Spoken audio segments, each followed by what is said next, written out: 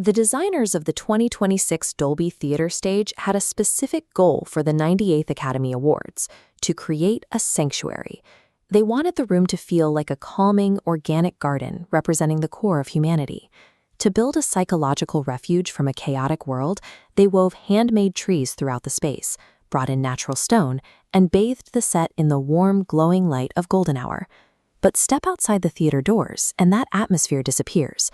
The streets of Hollywood were heavily barricaded, patrolled by 1,000 private guards, and monitored by Los Angeles Police Department drones. This militarized perimeter was a direct response to two immediate crises. First, the Federal Bureau of Investigation had issued active warnings of a potential Iranian drone attack. Second, protesters had physically blocked traffic to demonstrate against the ongoing wars in Iran and Gaza. The Academy spent millions trying to build an impenetrable bubble of escapism. But the heavy metal fences and swarming helicopters proved that global tensions cannot be kept off the guest list. Inside, host Conan O'Brien was given a difficult mandate: keep the show lighthearted, humorous, and strictly apolitical. He had to stand on a stage celebrating cinematic art, while the surrounding streets were under a state of high-alert security. The legacy of this ceremony is not found in how well the Academy hid from the real world. It is found in what happened when reality inevitably crashed the party. The Academy's leadership tried to maintain absolute control over the broadcast, implementing strict structural changes to keep the telecast moving. To save time, producers decided to cut 3 of the 5 live performances for Best Original Song, the Oscar awarded to the songwriters of a track written specifically for a film.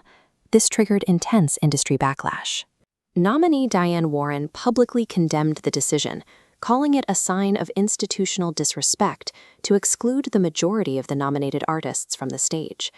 But the most disruptive internal shift was a new mandatory viewing rule.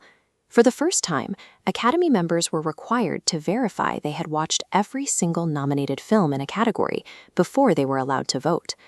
This logistical hurdle forced a direct engagement with the material, preventing elite voters from casting ballots based solely on a film's reputation. By trying to tightly script the live broadcast while simultaneously overhauling the voting process, the Academy exposed an institution struggling to manage modern pressures. Yet this collision with reality ended up benefiting the art. The mandatory viewing rule leveled the playing field, setting the stage for the statistical dominance of the horror film Sinners. For decades, the ceiling was 14 nominations, shared by Titanic and La La Land. Sinners broke that mark with 16. It also set a demographic milestone, with 10 Black artists recognized for a single project, the highest in Academy history.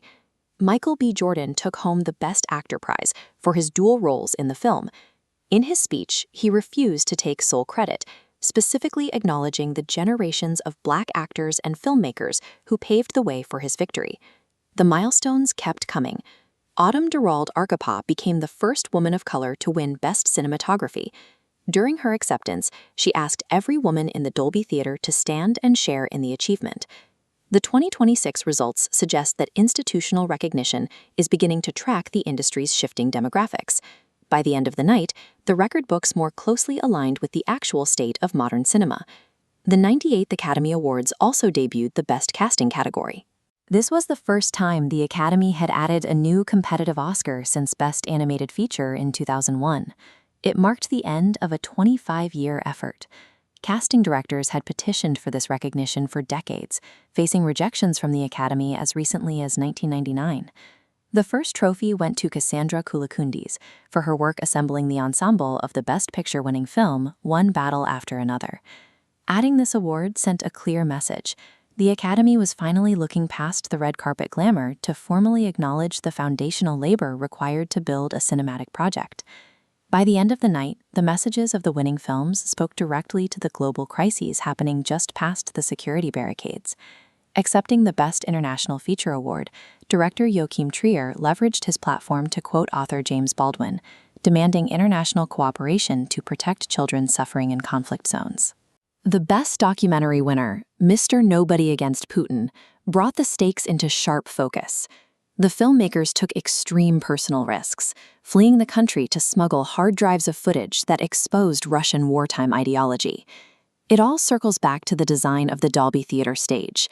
the delicate, intentional balance between rigid architecture and the organic, growing trees weaving through it. The ceremony concluded as a rare instance where the tension of the real world was directly reflected by the artists on stage.